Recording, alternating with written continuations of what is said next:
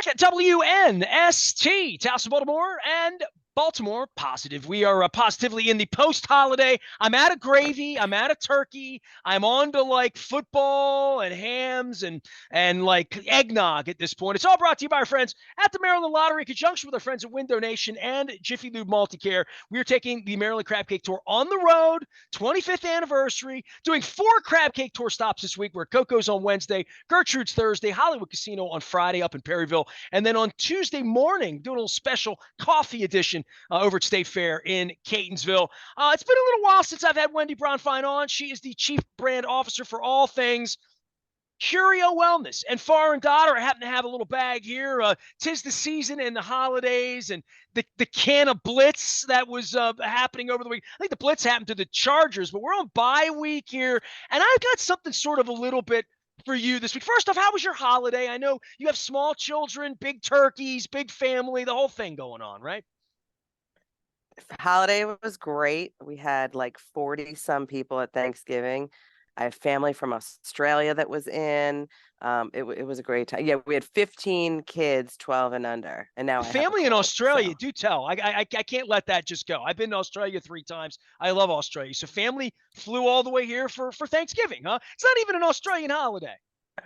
My cousin, my first cousin married a woman from Australia. They now live there and they came in for Thanksgiving. Well, you need to go visit them. It's a good place. Oh, yes. I went for my honeymoon and it was fantastic. It is Actually, it's my nice. place that I will move there. That is where I will move. See this? You got a plan. I love a plan. Of course, Wendy provides the I'm a Blunt Person shirt, courtesy of Curio Wellness. We're going to be doing our Maryland Crab Cake Tour over in the Far and Daughter showroom. That's this place that you pass when you're on York Road, just moving south of Timonium or north of Ridgely, wherever you might be. So I got a little out of the box thing for you this week. People are hitting me about the Kiss concert and CFG Bank Arena, and I would say one of the things about your brand, and I did some work with you years ago, and we did towels and different things like that. But since adult use is here, and you saw that coming on, and I've known you for a couple of years, and we talked about all these things. One thing that you were involved in as a brand very early on, and it was kind of obvious, and I've had Bill Weedell on as well, and he's got the little flower on the back of the CFG Bank hat, was the CFG Bank Arena and your relationship as a business with all that they're doing. I mean, the place has been open like 6.5, 7 months. It feels like it's been there a million years because the building's been there. But, Kiss is coming to town, and I got to get my belt buckles out. You guys do a lot with CFG Bank Arena and contesting and different things. I thought that to be kind of a fun thing because, quite frankly, before adult use was even here, I'm going back to the Rush concert at the Capitol Center on September 26, 1980. Cannabis was involved with music at some point and concerts, but this is kind of a fun thing I think you guys do with music and with CFG Bank. And more than that, I would say this to Bill, and I said this to Bill Cole earlier this morning, who's also and I have some friends, Mike Rosenfeld from Web Connections, involved with CFG Bank Arena and Oakview and all that they do down there. It's just been a great thing for the city to have Kiss in town doing one Oh, of their final concerts.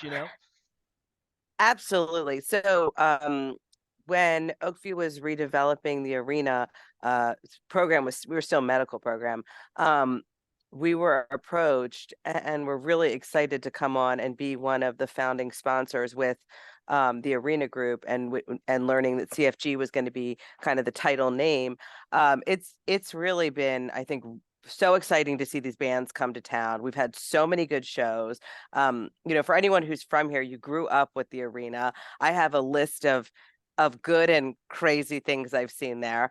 And to know that it was going the way that they were investing in it. I went and toured it when it was under construction, and like just seeing how they were updating it, the investment in the acoustics is amazing. I mean, if you've been to a show there since they've reopened, the sound is phenomenal.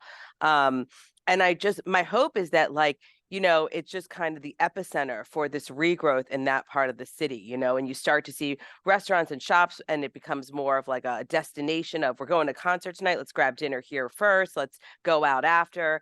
I just think it could be so wonderful for the city. I don't know if you know my buddy Johnny Rollo from Shogun Fights. John and I were altar boys together. We played on the same little league team. We played on the same football team together. I've known him forever, and one of the founding guys for MMA. He put a little thing up this morning because Kiss is in town, and we're East Side Baltimore, East Baltimore.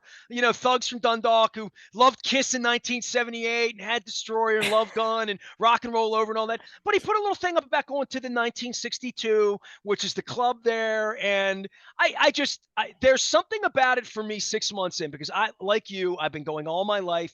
Clippers games, Skipjack games, Bandits game, Blast games, Black Sabbath concerts in 1981 with Ronnie James Dio, like Van Halen concerts back in the day with David Lee Roth, like all of my memories of the building. But the fact that when it is here and it's local, even on the night, and we're recording today when Kiss is in town, and I found, this is a free plug for you, Wendy, for you to go listen, because I know you're a Kiss fan. I interviewed Paul Stanley twice in my life, once when I was 15 years old at the News American in 1984. I don't have the audio recording of that got lost, but I do have, he invited me to dinner one night. Paul Stanley invited me to dinner in 1990 after a concert at the Patriot Center. They still had the makeup off at that time. They hadn't put it back on. And I went down and had dinner with him, and I found the tape. I've had the tape forever. I've never played the tape. I've never listened to it because it's weird having me at 21 sitting in a hotel room at 1 o'clock in the morning with groupies banging on the door with Paul Stanley in a robe and being Paul Stanley and talking to me. But I have the tape recording of it, and I broke it all down and I put it out. So now everything this week has been Kiss, Kiss, Kiss on my timeline. It's a big deal. They're only playing 3 more shows in the history of Kiss, and they're doing, this is one of their last 3 anywhere outside of New York. And it's just sort of the things that used to come to the arena and the things that come to the arena now. And I think about Queen, John Mayer, Bruce Springsteen, the Eagles, the things that I've gone and done, let alone all my friends going LL Cool J or the circus or whatever. You have children. Like, I know you've been down there a lot, but this is Baltimore positive, right? And we talk about whatever's going to happen at the Harbor. I have Tom Kelso up at Hollywood Casino talking about all this money that we're giving the Angelos family and Bisciotti and what the sports thing's going to be. CFG Bank Arena has actually happened. It actually, Bill Weedell bought in, you bought in, a lot of people bought in, people came here. You know who else bought in? Paul Stanley and Gene Simmons and John Mayer, and they're all coming here. And I think about the renaissance of the city, and this is, no offense, more important than cannabis or this or that or any. The resurrection of the city begins with people coming back to the city and having a good time and wanting to come back again. And I tip my cap to you and everybody who saw this, because I don't think a lot of people saw that the arena really could be 6 months into this an attraction that's bringing things like Bruce Springsteen and Kiss and really, really relevant things here. Yes. Well, so I was raised on music and also going downtown for events with family. And so I totally agree with you. I mean, doing this sponsorship with the arena was partially because we love music, partially because it could be good for our business, but mostly because we think it's great for Baltimore. I mean, I totally agree with you that this could be the renaissance, and a lot of the shows, being a sponsor, I've just had a lot of communication with the staff who's running it. And so like a lot of these shows that have come to town have been like the start of tours, which brings the artist to the city. Even it's not like they're showing up and then they're here for tonight and then they're out. It's like they're here a few days before the show is starting in our city, which is just such a big deal. Well, this is one of the things we're competing with, like Madison Square Garden and these other rinks. They have hockey teams in there. They have basketball teams in there. They have a resident. So a lot of people say, well, the arena can't be anything. It doesn't have a hockey, NHL, NBA. I'm like, no. You're missing the whole point. The building's available for bands to come and play and load in easily and load out easily. And now it has club and suites and people like you and your family and lots of sponsors supporting it. But more than that, it's available and it's on the circuit, and it's not a tired old dumpy building anymore. It's a completely renovated, modern. Every time I go through the beer line and I pull my credit card out and I realize I can just get things quickly and get back to my seat so I don't miss a song, and the bathroom, just all of it, it's just such an elevated experience. And I would tell Frank Remish that. I would tell anybody from whatever the promise was in the beginning, I'm relatively skeptical, about any of this because I've seen this for 50 years. Well, the way I'm skeptical of $1.2 billion we're throwing at D'Angelo's, I'm skeptical. I'm asking a lot of questions. But this thing's actually, the baby's been born and we have Kiss in town. And I think that that really should be celebrated, that we have a really good thing going on here 2, 3, 4 days a week that you guys have been a part of. People are banging you for tickets all the time, I'm sure, right? No matter what the music is, people want to go down and be a part of especially after the plague, be a part of live entertainment again. Yes, and so we've been doing ticket giveaways through Far and Daughter since the arena opened. So we usually have an entry box sitting in the store right when you walk in, and you can fill out a form. And then, so we did Kiss, we were giving those away in the most recent, but we get advance notice of who's coming, and if we think people are going to be into that show, we grab tickets and then we do a giveaway. So I it's would always worth stopping by because you might win tickets. I was always Peter Criss as a kid. And that broke Paul Stanley's heart when I told him that. But I was always the drummer. I was always the cat guy. Trying to find those old pictures. I get some old Ace Frehley stuff from Hammerjacks too. So rock and roll is on the agenda. Wendy Bronfein is here. I love talking a little rock and roll with her. She's the chief brand officer for all things Far and Daughter and our friends at Curio. We're going to be moving the crab cake tour over there. I have a mystery crab cake on the 15th. We're going to import one because they don't have one there. But we're going to have a great conversation. So I want to talk to you about holidays too, because I was in the store last week and I see, I mean, you're really as a business. And I think one of the things that makes this, I have Bill Cole on roofing. They've been doing it 100 years. Some things are the same thing. Some things are different, but your whole industry and the way you're marketing things, the kinds of products you can make. And I've toured your facility to say, my lottery friends have a peppermint scented a lottery ticket, and you can make flavored things that can be seasonal things, almost like specialty ice cream companies or beer companies make seasonal things. You can now get into that, and we're sort of it's neophyte. We're new to this, but you're trying to figure out holiday things. And I already mentioned Cannabis, which you're naming strains of flower in a football space. But give me a little holiday briefing because as you go through this, the holidays are fun. You have a storefront. You want to make it a little bit more fun, but also it's new to everyone. I think people come in with a lot of questions about things that smell funny or things that are flavored. But I know that you've moved into that space a little bit. Not that you're Yankee Candle, but you're getting there. Yeah, so there's sort of many layers, right? So the store itself has a whole holiday feel, right? All the twinkles and the tree, the garland and everything going on. Lots of gifting that is cannabis and non-cannabis related. But I think the cannabis related is kind of what's exciting right now, right? This is the first time that you could give cannabis as a gift, right? You can, your mom I mean, I just complains got to about laugh out eggs. loud because I'm 55, and I just got to say, as a stocking stuffer, like literally, Right, it's amazing. We've come a long way, Wendy. I mean, right. let's recap. We've come a long way. Well, of course, it's like, look, who's the friend or relative that doesn't sleep? Get them some good night. Whose body has aches and pains? Get them moved topical, right? You want to have a good time this holiday season? Try some chirp chews, orange or mango, that are going to give you that energy and that social buzz. Like, you've got put pre-rolls in your stockings. Like, there's so many choices. And I think particularly if you have somebody who's interested, but you think might be a little bit nervous about going to do that first purchase, it's helpful to like kind of give them the thing you think they might want and then let them go back and have a sense. Because I always tease that, the dispensaries it's like the Cheesecake Factory menu. Like, there's so many choices. And if you don't know what you want or where you're coming from, it can be extremely overwhelming. So honestly, giving the gift might be helpful to people. I do have to do like a shameless plug. There's a company here in town called Crab Cakes and Cannabis, and they make all kinds of fun apparel and swag that kind of have a Maryland spirit and a cannabis forward mindset.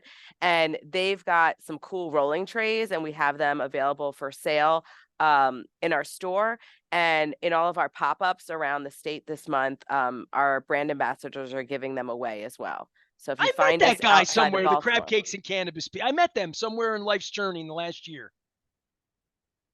yeah, it's a fun group. It's a fun idea, and obviously it's playing off of um that line from Wedding Singer.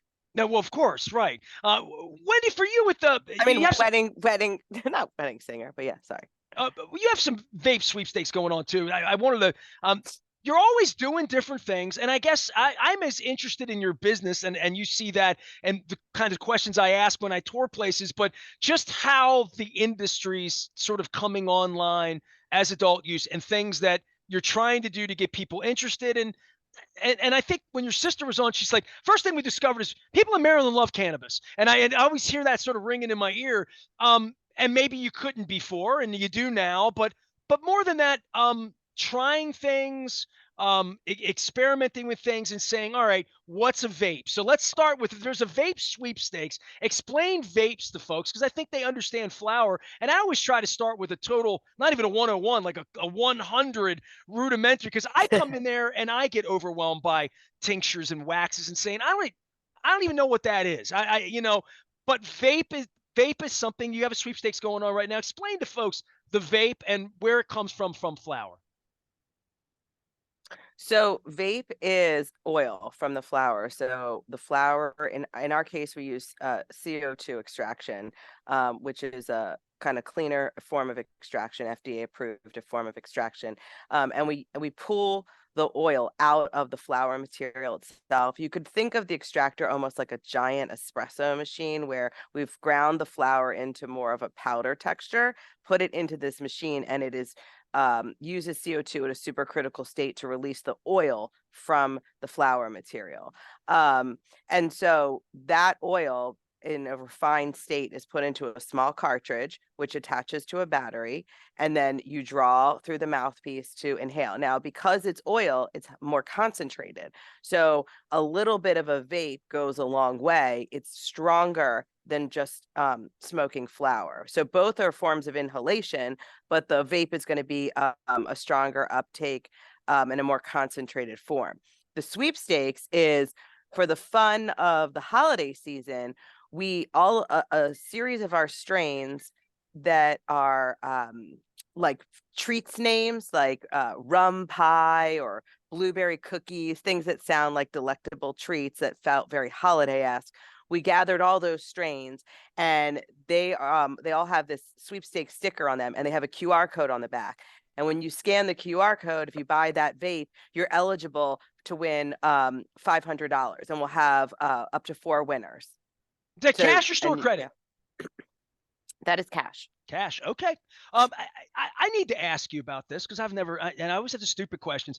Rum pie, blissful wizard. Who comes up now? And some of these are your strains, right? They're Curio strains named by you. You're the only one in the world. Maybe some grow similar, or it has derivatives of parent strains. But explain the naming of the strains because when you come in and you can be adult use now, you come back, you look up on the monitor. Banana this, strawberry that, lemon this, citrus that. All of these things have fun names, memorable names. Are they useful in any way? Well, so some of them are. So sometimes they'll talk about strains that are gassy or fruity. So like when you think of something that has a diesel in it versus like a blueberry, right? Those are a little bit on the nose in terms of the characteristics of that strain in its terpene profiles and how that impacts taste and smell that gives you those names. That would be the Sometimes they're flower just itself, the smelling the flower. You would say this yes, has more of this kind of kind of like yeah. Christmas trees all smell different, like literally, right? Yeah, so but then we have a strain called Future Ex-Wife, and we got another one in the garden called Future Ex-Husband that clearly has nothing to do with how they smell or taste. But yeah, some of them do come to us named, and some of them we name ourselves. I mean, who gets on the naming department? Is that you, your sister? Who's in charge of this?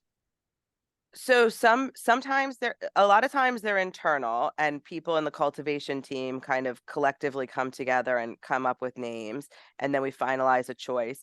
And then sometimes we've done it like as a thing on social. Like we did something earlier this year that was name that strain, and people submitted names, and then we picked one from all the entries we had. So we'll give people awareness, like this strain is a cross of this and this, or it's terpene profile looks like this. So you have some sort of understanding of what you could think to expect or know about that strain if you've never had it, because it's obviously new. And then that informs their creativity to come up with some sort of name. I don't think there's any question in the industry. People want to go to websites, whether it's an app and Leafly or whatever, and say, what is this? What's it like? How's it going to work? And I think that that's always the biggest challenge for everybody in your industry, is somebody coming in, and even somebody that has a medical card, just saying, I need something different, or I'm looking for some sort of different reaction to it, and saying, this is a new product. This is sort of like that. For someone to come in, store frontage at Foreign Daughter, and say, I prefer sativas, but I want to try this, that, or the part of giving people good service and giving them help, that it's not like old world head shop, that it's literally, you're helping me get what I need. That process for people, what can they expect when they come in? And can they get consultation, I guess, is it more than anything else? Yeah, so there's two ways to get to consultation. One is through our clinical director, who's the pharmacist on staff, Dr. Nina. She is there, and she can do consultation with you. There's no cost for that, and we do have a private space where you can meet with her. And the other is just with one of our staff members in the dispensary. Right, you can take as much time as you need to go through the choices and what you're looking for. I think when it comes to, we were talking about vape, when it comes to flower vape, that experience is really linked to the terpene profile. And that's where people really want to educate themselves to learn what are the individual terpenes and what do they do? Because that's where you're getting those effects where you're saying, like, people sort of rely on saying, oh, I want sativa or indica or hybrid, right? But it's really the terpenes that are defining what that experience is. So if you want to feel uplifted and your mood changed and energized, right, which people would think is sativa, that's really more about which terpenes are present and in higher volumes, because that's what's driving you to feel that way, versus I want to use this to sleep, or I want to use this to relax, or my body needs to relax, or my mind needs to relax. And it's the terpene profile that drives that. And even if you were to go on the menu when you're shopping, because you can look at the store menu online before you come in, and you click on a product, there's usually like a circle graph that shows the potency of any given terpene that you can see before you even come to the store. Like, oh, I think I'll like this because it's really high in limonene and I want to feel energized and I want my mood uplifted. So that might be a good one for me.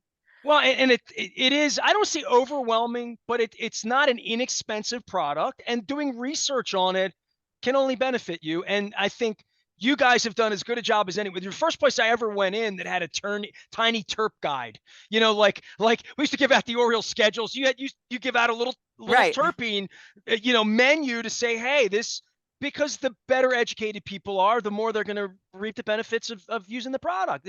But I think there was a blindness about all of it because of the government, because of illicitness, because of all of that, that now that it's open, it's real open, and you go to CurioWellness.com and click on anything and get a pretty nice, much beyond what the bottle of wine would say back in the day, right? Just literally, Yeah, right?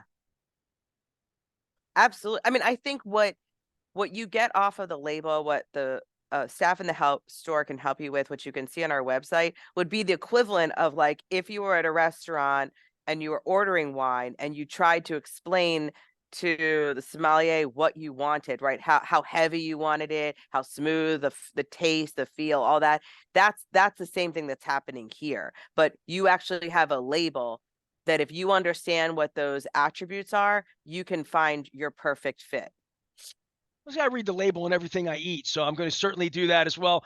Foreign Daughter and Curio Wellness sponsoring our 25th anniversary. We're counting down all sorts of memories as we get up on Radio Row Week. We're going to be over at Foreign Daughter in Timonium on December the 15th, doing a little version of the Crab Cake Tour and having some conversations. Wendy Bronfein is our guest. She's the Chief Brand Officer for all things Curio Wellness and Foreign Daughter. And for you, I guess, last thing, this sweepstakes and all the things holiday oriented, stop into the store. And I would say for anybody, your folks are really educated. When I do have questions, they're not, they have answers, and if they don't have answers, they can get me answers pretty quickly. And I think it's sort of a cut above. It's one of the reasons I've always come into Foreign Daughter from the beginning.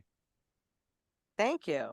I do have to ask you, since we kicked this off with with the CFG thing, Baltimore Arena. What is the uh, I'll say, like, funniest, most embarrassing, worst show you ever saw there? Worst show I ever saw there. It's funny you would ask me this, right? Because I have stuff on my desk. And I'm going to pull this out. I'm going to pull some pictures out. I was going through all my childhood pictures, and I had a camera, and I found all of these pictures. I was looking for my pictures with Kiss. This is REO Speedwagon from 1984 at the Baltimore Civic Center. That's Kevin Cronin. So I was going through all these pictures and trying to figure it out. This is Iron Maiden at the Civic Center. That's Bruce Dickinson there in It's 1984. amazing. I have AC/DC. Hold on. This is Angus Young up on the riser playing to get. So I have all of these pictures, and most of them are from the Baltimore Civic Center. And of course, I'm looking for everything but what I can find. And I could only find like Peter Cetera from Chicago in an Orioles Cal Ripken jersey from 1985. So I have all of these That's an pictures. awesome photo. You Oh like my that? God. Oh Yeah, my yeah. God. I think my dad would love that There's a photo. He's a Peter huge Cetera too. Chicago fan. That was earlier in the show. That was Love Me Tomorrow or something like that. So anyway, I have all of these old pictures. There's a Lamb. I have some Rush pictures here as well. I found some old pictures of this guy's coming on the show next week. You'll appreciate this. He's written a book. This is None of those are embarrassing, by the way. this is Rick Emmett from Triumph. These are my pictures of him at the Baltimore Civic Center, the CFG Bank Arena, I should say. So he's coming. He wrote a book. So, I mean, I'm a rock and roll guy. I don't know. Bad shows at the arena. I can only think of great ones. I mean, I'm being honest with you. I don't think of anything. I always tell my wife about the time when I was a boy in 1981 or 82. My neighbor, Mr. Pete, worked at the Civic Center. He was the guy tearing down the hockey rink and making it a basketball rink and helping bands. He was on the local crew. And Mr. Pete would work down there, and there was a band called the Sugar Hill Gang that were playing down there with Sequence and Okay. Grandmaster Flash and Melly Mel, Little White Lines, and Sugar Hill and Rapper's Delight. And I liked early rap. I didn't go down that road. I was more of a rock and roll, but I love music, right? So Mr. Pete snuck me down to the arena, and it's now where the men's rooms are behind the middle concourse, up in the corner. It's literally a men's room. It used to be a changing room and lockers for like workers at the arena. And he stowed me away there for 6 hours. Took me to work at 1 in the afternoon. They had to break down the basketball game from UB that day. And I got to see Sugar Hill Gang play, and he snuck me in. I was the only kid there. Like I don't remember if there was cannabis involved that night in the crowd or not, because usually it was the 80s. It was the arena in the 80s. But so, I mean, that would be like a crazy memory I have. But I love the arena. And everybody that knows me, I'm 32 years on the radio now. I've always talked about how much I love the place. So the fact that they fixed it and they bring Paul and Gene back in with Tommy Thayer and Eric Singer to play Shout It Out Loud one more time for us, and you guys are a part of it. Just the fact that it next year there'll be other bands, there'll be other great stuff coming here. I just think it's good for the city, and I'm glad we had a chance to talk about it, because I've talked a ton of cannabis with you. I agree. I haven't talked enough rock and roll with you. I agree. All right. And if you want to enter any of the contests for CFG Bank, just get over to the Foreign Daughter. Come see us on the 15th. I'm sure we'll have some fun stuff. There's always folks there promoting stuff and doing stuff, because Curio and Foreign Daughter work with a whole bunch of different people here in the state. And did we cover all the bases today? Are we ready for next week yet? I think so. Next week, I have to understand tinctures and wax. Can we do the homework on that? You ready for that? Sure. All right. We did edibles last week. We did all sorts of things in her lane. Wendy Bronfein is the Chief Brand Officer for all things Curio Wellness and Foreign Daughter. Get out, see them. They have provided me with just a shirt for the ages, the I'm a Blunt Person shirt for those of you listening on the radio. I am Nestor. We are WNST, AM 1570, Towson, Baltimore, and we never stop talking. Kiss, rock and roll, and Baltimore positive. Stay with us.